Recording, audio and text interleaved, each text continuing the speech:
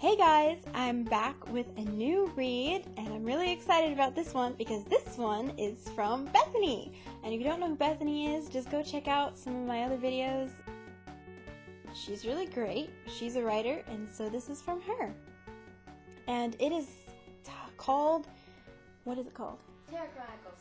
It is from her Terra Chronicles series, which she's turning into a comic. But this is the written version. There are many things of this world that people cannot see, especially when they aren't looking.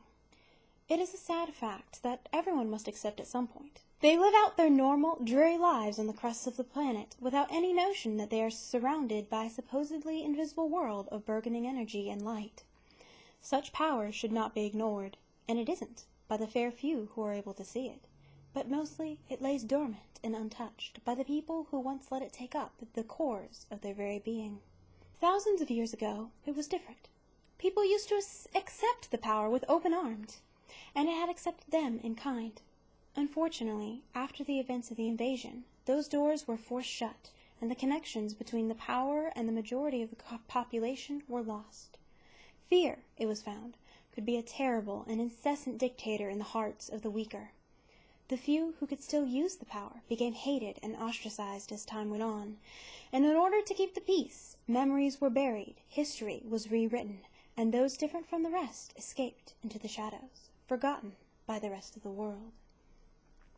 In the present, life is normal, plain, and uneventful compared to what it once was, and regrettably nothing out of the ordinary ever happens. Ignorance is bliss, after all. The power and the ability to use it became nothing but legends and fairy tales that parents would whisper to their children at night.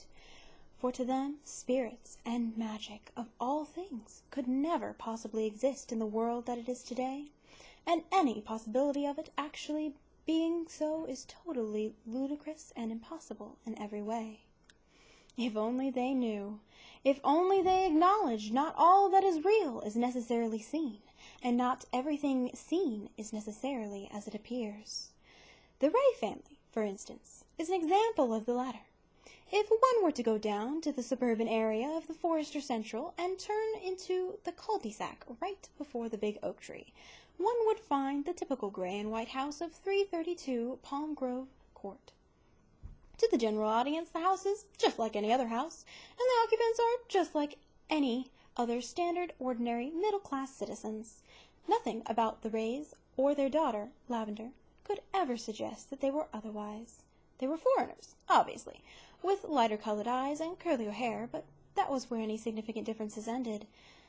Anyone would assume that they were normal, like everyone else in society. It is only by closer inspection that one would realize they couldn't be even more wrong. Yay! Yeah. She read it! Did I do it justice? Yeah. Good job. I'll take it. So, that was from Bethany, and I really liked it. I hope you did. You better did. I really liked it. I don't have much to say about it other than it's really amazing. Not because she's sitting there, but because I've already flattened it and told her what was wrong with it, and she fixed it. But yeah, I really like that beginning. I mean, it checks all of the boxes for a good beginning. It makes you ask questions. It gives you background into the world, but in an interesting way. And it gives you context for the future story.